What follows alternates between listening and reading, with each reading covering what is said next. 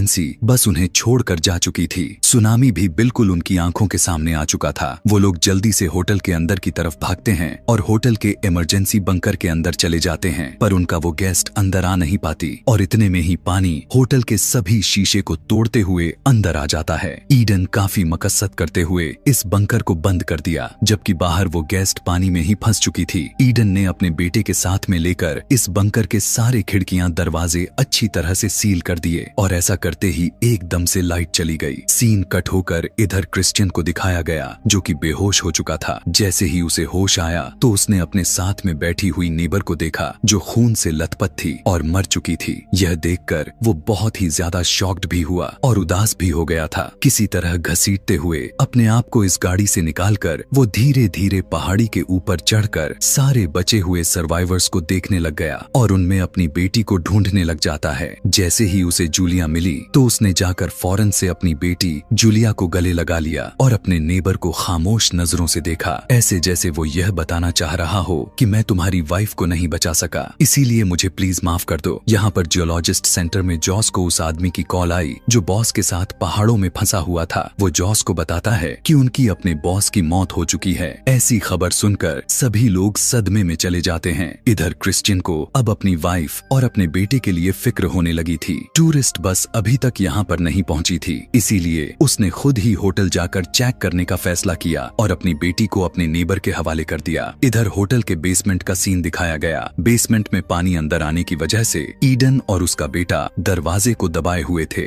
Eden ने अपने बेटे को कहा कि तुम यहाँ पर ध्यान रखो, मैं जरा वेंट के जरिए यहाँ से बाहर निकलने का रास्ता ढूंढ कर आती हूँ। जैसे ही वो दरवाजे से हटी तो पानी और भी तेजी से अंदर भरने लग जाता है और उसका बेटा मॉम पर गुस्सा हो जाता है कि मैं यह सब नहीं कर रहा। ईडन को भी काफी गुस्सा आता है कि इस मुश्किल वक्त में पता नहीं उसका बेटा क्या करना चाह रहा था। इस टाइम यहाँ पर एक और भी आदमी था। रास्ता न मिलने पर वो भी काफी पैनिक हो जाता है और ईडन से कहने लगा कि अगर बाहर निकलने का रास्ता ना मिला और ऐसे ही हम मदद आने का इंतजार करते रहे तो जरूर यहाँ पर हम मारे जाएंगे। इसी दौरान हम देखते हैं कि क्रिश्चियन भी तबाही वाले इस पानी के बहाव के साथ ही होटल की तरफ बढ़ता है। वो जब थोड़ी दूरी पर जैसे ही पहुंचा तो उसे टूरिस्ट बस भी नजर आ गई। उसने जल्दी से बस के अंदर देखा तो वहाँ पर उसे एक कलीग की लाश मिली थी। यह देखकर उसे दुख हुआ, लेकिन दुख का एहसास फौरन से खुशी में बदल गया, क्योंकि उसे यह भी एहसास हो गया था कि ईडन और उसका बेटा इस बस के अंदर नहीं है और उनके जिंदा होने के चांसेस बढ़ गई हैं। दोबारा वो होटल की तरफ बढ़ जाता है और होटल के अंदर दिखाया गया कि अब उस कमरे में बहुत ही तेजी के साथ पानी भर रहा था। उनकी पूरी बॉडी पानी के अंदर डूब चुकी थी और सांस लेने के लिए भी बहुत ही कम जगह बची थी। इस टाइम पर वो दूसरा इंसान भी बहुत ज्यादा पैनिक हो रहा था। ऊपर तक रहने के लिए और सांस लेने के लिए जब उसे किसी भी तरह का सहारा नहीं दिखता तो वो ईडन के बेटे को नीचे धकेल देता है और उसके सहारे ऊपर रहने और सांस लेने में लग जाता है। ईडन जब अपने बेटे को मुश्किल हालात में देखा तो वो दूसरे वाले आदमी को पानी के अंदर खींचकर उसे डुबाते हुए मार दिया और इस तरह से अपने बेटे की जान बचा लिया। इधर दिखाया गया कि क्रिश्चियन भी होटल पहुंच चुका था। पूरा होटल छानने के बाद भी उसे अपनी वाइफ और अपना बेटा कहीं नहीं दिखाई दे रहे थे। बेसमेंट में उसने इसलिए नहीं चेक की थी क्योंकि वहां पर बहुत ज्यादा पानी भर चुका था। उसे नहीं लगा कि यहाँ पर कोई होगा। इस दौरान जब वो होटल से बाहर जाने वाला था तो उसे यहाँ पर अपने बेटे का बैग जाता है। क्रिश्चियन को लगा कि अब वो दोनों मर गए होंगे। यह सोचकर उसे इतना ज्यादा गुस्सा आया कि उसने खिड़की पर जोर जोर से पैर मारना शुरू कर दिया। उसकी शोर की आवाज को ईडन और उसके बेटे ने सुन लिया। ये लोग समझ गए थे कि ऊपर कोई तो जरूर है। ईडन को यकीन था कि यह क्रिश्चियन ही हो सकता है जो उन्हें बचाने के लिए आया होगा। उसका ध्यान अपनी तरफ अट्रैक्ट करने के लिए वो नीचे जाकर एक रिंच ले आती है। उसे जोर जोर से वेंट के पाइप पर मारने लग गई। क्रिश्चियन ने भी इन आवाजों को नोट्स कर लिया और यह समझने के लिए कि यह आवाजें कहां से आ रही हैं, उसने दोबारा खिड़की पर मारा। वो असल में दूसरे लोगों को सिग्नल देना चाह रहा था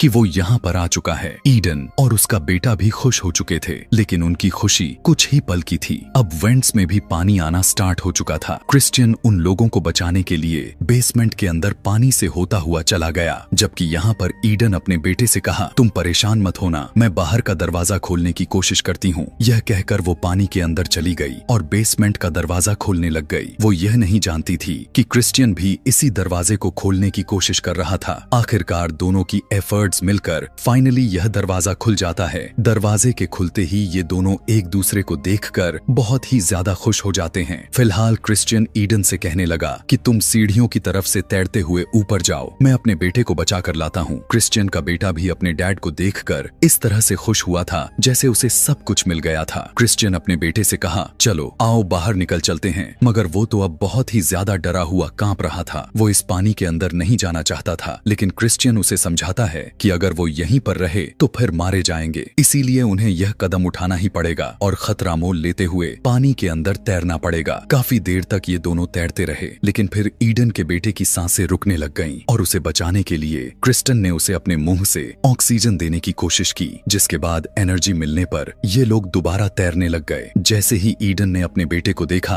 तो फौरन ही उसने उसे ऊपर की तरफ खींच लिया, लेकिन तभी उसे एहसास हुआ कि क्रिश्चियन तो कहीं पर भी नहीं है। असल में क्रिश्चियन ने अपने बेटे को ऑक्सीजन देने के बाद खुद उसकी सांसें रुकने लग गई थीं। ईडन अब क्रिश्चियन को बचाने के लिए अपनी जान दांव पर लगा देती है और पानी के अंदर जाकर खींचते हुए क्रिश्चियन को बाहर निकाल लाती है, लेकिन अब क्रिश्चियन बेहोश पड़ा हुआ था। उन्हें लग रहा था कि कहीं वो मर तो नहीं गया, इसीलिए वो जोर जोर से उसकी चेस्ट दबाते हैं ताकि मुंह से पानी बाहर निकल आए। इतना ही नहीं, उसे सीपीआर भी देते हैं, यानी मुंह के जरिए सांस देने लग गए और उसके दिल को झटके भी देते हैं। कई बार भी इस तरह कोशिश करने के बाद क्रिश्चियन की आंखें नहीं खुलती तो ये लोग अपना हिम्मत हार जाते हैं। क्रिश्चियन का बेटा यह नहीं देख सकता था कि उसकी डैड की जान उसकी वजह से जाए। वो इस गुस्से में जोर से चिल्लाता है और एक बार फिर से जोर जोर से अपने डैड की चेस्ट दबाने लग जाता है। दोबारा मुंह से सांस देता है, यानी दोबारा सीपीआर देता है। इस बार आखिरकार क्रिश्चियन की आंखें खुल जाती हैं। यहाँ पर इस टाइम इन लोगों के लिए बहुत ही इमोशनल मोमेंट बन गया था। तीनों एक दूसरे को देखकर एक दूसरे को गले लगा लेते हैं, जिसके बाद ये लोग यहाँ से ऊपर पहाड़ी की तरफ चले गए जहाँ पर सभी सर्वाइवर्स रह रहे थे। जूलिया पहाड़ी में बैठी इन लोगों का इंतजार कर रही थी और बहुत ही ज्यादा परेशान भी थी। अब जब उसने हेलीकॉप्टर की आवाज सुनी तो और भी ज्यादा उदास हो गई, क्योंकि उसे लग रहा था कि उसकी फैमिली नहीं आएगी और बस उसे ही रेस्क्यू किया जाएगा। वो अभी हेलीकॉप्टर में जाने को तैयार भी नहीं थी। बेचैनी उसकी बढ़ती चली जा रही थी कि तभी उसने दूर से आते हुए अपने मॉम डैड और अपने बड़े भाई को देख लिया। यह देखते ही उसके जान में जान आ गई थी। वो भागते हुए अपने डैड की तरफ गई और उसकी फैमिली उसे अपने गोद में उठा लिया। ये पूरी फैमिली बहुत ज्यादा खुश थे, क्योंकि इतनी बड़ी आफत के बावजूद भी वो एक दूसरे से दोबारा मिल पा रहे थे। यह ऐसा ही था कि जैसे उन्हें एक नई जिंदगी मिली हो। इन लोगों को भी अब रेस्क्यू कर लिया जाता है और इसी के साथ यह कहानी यहीं पर खत्म हो जाती है।